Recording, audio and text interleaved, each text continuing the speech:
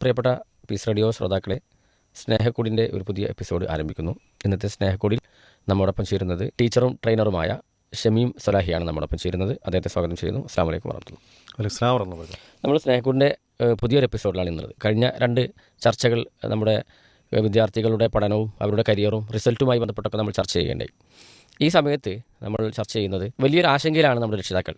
കാരണം കുട്ടികളുടെ റിസൾട്ട് വന്നു, ഇനി ഏത് സ്ഥാപനത്ത് പഠിപ്പിക്കണം അത് കണ്ടെത്തുക എന്നുള്ളത് വലിയ ടാസ്ക്കായിട്ടാണ് പലരും ചോദിക്കാറ്. മാസങ്ങൾക്ക് മുമ്പേ പലരും ചോദിക്കാറുണ്ട്, 10ാം ക്ലാസ് കഴിഞ്ഞാൽ എവിടെ, +2 കഴിഞ്ഞാൽ എന്ത് ചെയ്യണം എന്നുള്ളത്.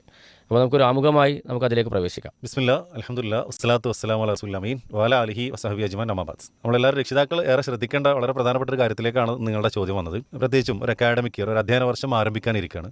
ഈ അധ്യയന വർഷം തുടങ്ങുമ്പോൾ അല്ലെങ്കിൽ തുടങ്ങുന്നതിന് തൊട്ട് മുമ്പ് രക്ഷിതാക്കളൊക്കെ ഏറെ എവിടെ ചേർക്കണം അല്ലേ? അത് ചെറിയ ക്ലാസ് മുതൽ വലിയ ക്ലാസ്സുകൾ, കോളേജ് വരെ ഒക്കെ രക്ഷിതാക്കൾക്ക് ഇതുപോലുള്ള സംശയങ്ങളുണ്ടാവും. അപ്പോൾ അതുകൊണ്ട് തന്നെ വളരെ പ്രധാനപ്പെട്ട കുറച്ച് കാര്യങ്ങൾ നമ്മുടെ ലൈഫിൽ ശ്രദ്ധിക്കേണ്ട കുറച്ച് കാര്യങ്ങൾ നമുക്ക് പറയാൻ തോന്നുന്നു. ഒന്നാമതായിട്ട്, നമ്മുടെ മക്കൾ പഠിക്കാൻ വേണ്ടി തിരഞ്ഞെടുക്കുന്ന അല്ലെങ്കിൽ മക്കൾക്ക് നമ്മൾ തിരഞ്ഞു കൊടുക്കുന്ന സ്ഥാപനങ്ങളുടെ ഒരു അന്തരീക്ഷം എന്താണ് എന്നുള്ളത് നമ്മളൊന്ന് മനസ്സിലാക്കുന്നതാണ്. അവിടെയുള്ള ഓരോ കാര്യത്തിനെ കുറിച്ചുള്ള ഒരു ഡീറ്റെയിൽ. ഇന്നിപ്പോൾ കുട്ടികൾ കണ്ടെത്തുന്ന പല സ്ഥാപനങ്ങളും അല്ലെങ്കിൽ പല കോഴ്സുകളും അവർ ഓൺലൈനിലൂടെ കണ്ടത്, ഗൂഗിൾ ചോദിച്ചപ്പോൾ കിട്ടിയത്, ജെമിനി പറഞ്ഞു കൊടുത്തത്, അല്ലെങ്കിൽ ChatGPTയിൽ നിന്ന് കിട്ടിയത്, ഇങ്ങനെയൊക്കെയാണ്. ചില മറ്റു സ്റ്റേറ്റുകളൊക്കെ പഠിക്കാൻ പോകുന്ന കുട്ടികളെക്കുറിച്ച് ചിലരെങ്കിലും, ഇപ്പോൾ നമ്മളൊക്കെ ഫോമർ സ്റ്റുഡൻസിൻ്റെയൊക്കെ ചില ദാരുണമായ അവസ്ഥകൾ നമ്മൾ കാണുന്നുണ്ട്.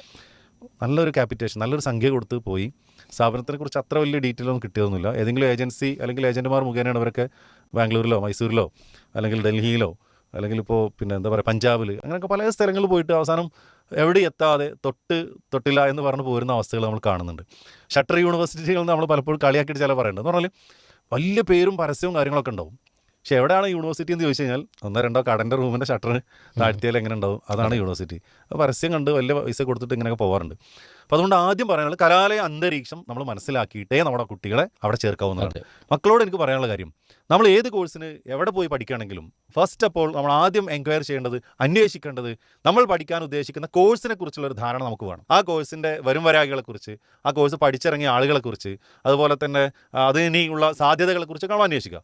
അതോടൊപ്പം തന്നെ നമ്മൾ പഠിക്കാൻ ഉദ്ദേശിക്കുന്ന സ്ഥാപനം, ആ സ്ഥാപനത്തിൻ്റെ അവിടെയുള്ള ഓരോ കാര്യത്തിനെ കുറിച്ചുള്ള ഒരു ചെറിയ ബോധമെങ്കിലും, ഫുള്ള് ഒന്നും ഒരു വർഷം കിട്ടണമെന്നില്ല, എല്ലാം കിട്ടിയിട്ട് ജോയിൻ ചെയ്യാണ് ഏറ്റവും നല്ലത്. ഇല്ലെങ്കിൽ ഒരു മിനിമം ധാരണയെങ്കിലും ഉണ്ടാക്കിയിട്ടേ നമ്മൾ എന്ത് ചെയ്യാൻ പാടുള്ളൂ, ഒരു കലാലയത്തിൽ പോയി ജോയിൻ ചെയ്യാൻ പാടുള്ളൂ എന്നാണ് പറയാനുള്ളത്. അതെ, അതിൻ്റെ ഏറ്റവും ബേസാണ് അല്ലേ? കാരണം അതിപ്പോൾ LKGയിൽ ചേർക്കുമ്പോൾ പോലും നമ്മൾ അന്വേഷിക്കാറുണ്ട്. ഇപ്പോൾ നമ്മുടെ നാട്ടിൽ ഇഷ്ടം പോലെ LKGക്ക് പറഞ്ഞേക്കാൻ പറ്റാവുന്ന പ്രൈമറി സ്കൂളുകൾ അനവധി ഉണ്ടെങ്കിൽ പോലും അവിടെ പോലും നമ്മൾ തിരഞ്ഞെടുക്കാറുണ്ട്. അത് നമ്മളൊരു ബേസ് തന്നെയാണ്. എന്നാൽ ഈ തിരഞ്ഞെടുപ്പിൽ നമ്മൾ മനസ്സിലാക്കണം, ഈ തിരഞ്ഞെടുപ്പിൽ നമ്മൾ എന്തൊക്കെയാണ് അതിൽ ഉൾക്കൊള്ളിക്കേണ്ടത്.